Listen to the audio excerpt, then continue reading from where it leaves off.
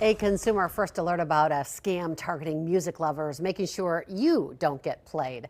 Tammy Elliott explains how the free piano scam works. The scammers tell an emotional story about a beloved piano that they want to go to a good home for free.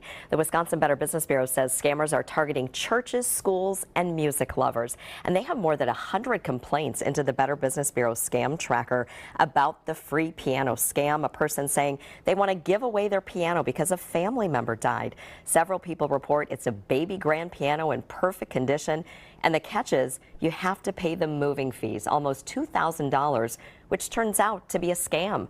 The Better Business Bureau says don't be tricked by those emotional stories, and often they'll only communicate through messages or emails. They might even provide detailed pictures to make this seem more believable, and they'll pressure you to pay these moving fees quickly and through a direct payment app. The BBB says there are listings on social media. Some people, churches and schools and organizations are getting targeted emails about these free pianos. You'll want to look this up on the scam tracker. Also look up those moving companies too. They say stop and think before you pay anything for a piano that never existed.